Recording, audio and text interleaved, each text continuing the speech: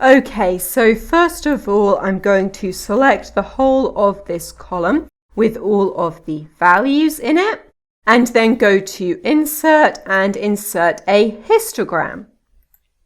And this shows us how many values come within each of these ranges. But the ranges that it selects automatically are not very good, so we can edit these by double-clicking on the axes to open up the formatting bar, and then change the bins from automatic to bin width. And I will change this to 0.1. Then we can also add in an overflow bin, and I'll change this to 1.7. So now all of the values that are greater than 1.7 will be in a bin together. And we can also add in an underflow bin, and I'll change this to 0.7. So now all of the values that are less than 0.7 will be in a bin together. And we can now see that there are 106 values that are between 1 and 1.1. Now we can also, instead of controlling the bin width, control the number of bins. And we can change the size of the bin width, so I can change this to 1.05 in order to divide up the data even more. And I can also change it to 1.025 to make the bins even smaller. And now we can see that the bin with the most values is the one between 1.05 and 1.075.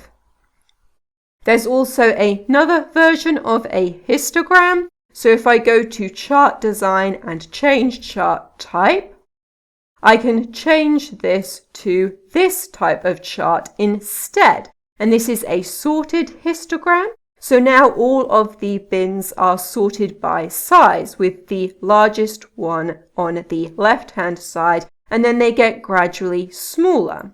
And the orange line here shows the percentage of the data that is within each of these bins.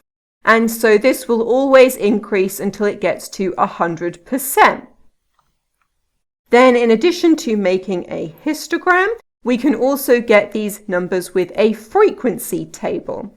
So I'll put 0.7 in here and then 0.8 and select both these cells and drag down until I get to 1.7 and then do equals frequency, and the data array will be the column with all of the values in it. And then the bins array will be the range that I just made, and enter.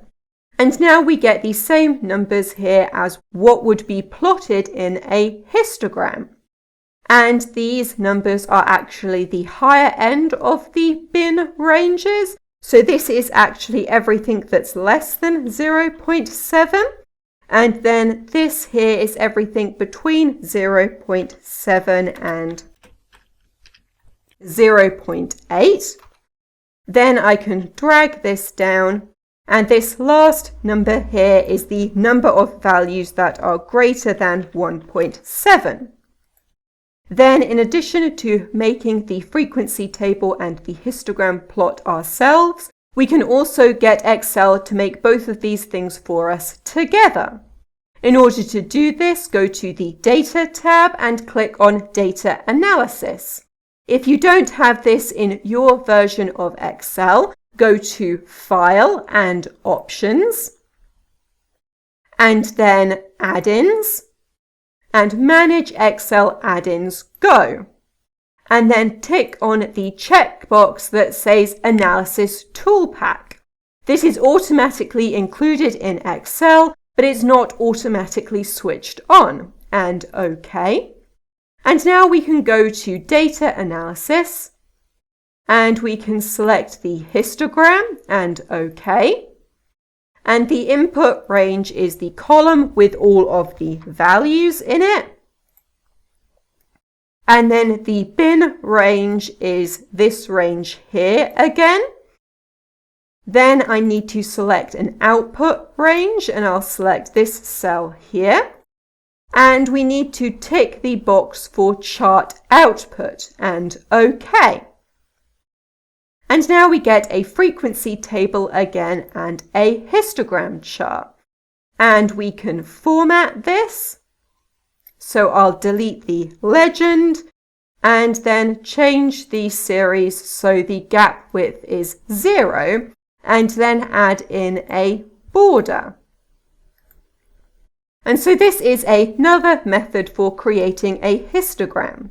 The actual histogram chart here wasn't an option until Excel 2016. So before then, if you wanted to make a histogram, you had to use the data analysis method. If we go to chart design and change chart type, we can see that this is actually a clustered column chart. So in addition to making a histogram using the data analysis method, we can also use the frequency table that we made earlier and just make one ourselves. So I'll select all of these values and go to Insert and then insert a 2D clustered column chart. Then we need to format this. So I will change the series so that the gap width is 0 again, and then give it a border. Then we need to change the horizontal axes labels. So in order to do that, we'll right-click and select Data, and then edit the horizontal axes labels. And I'll select these values here, and OK again. And now we have the actual bin widths going along the bottom. Now the clustered column chart has more flexibility in it than the actual histogram chart. For example, the actual histogram chart won't allow me to add in a second series, but I can do this with the clustered column chart. So I will unhide this column of data here, and then make a new frequency table. So I will drag this across, then I can copy these values here and paste them into the chart. Then we need to format this. So I'll change the series overlap to 100% and then change the fill to a solid fill and make it 50% transparent. Then select the other series and change this to a solid fill as well, and also make this transparency 50%. And now I have a chart with two histograms that are overlapping.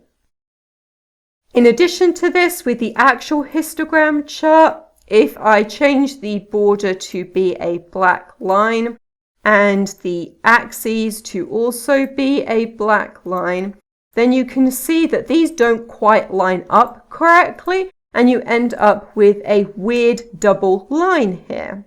Also, for the horizontal axes labels, they're always going to be formatted in this way. So we have a curved bracket at the beginning and a square bracket at the end with a comma in the middle.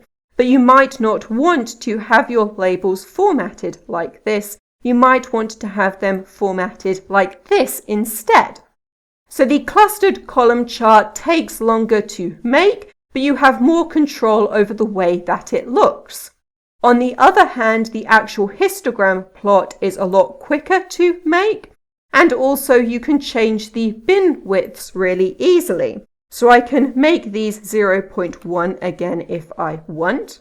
And so this is helpful if you've just started looking at your data and you don't know what you want the bin widths to be yet, so you can experiment with different widths. Whereas with the clustered column chart, you need to have decided the bin widths before you make it. Okay, so in this video, I have shown you how to make frequency tables and histogram charts in Excel, and that is everything.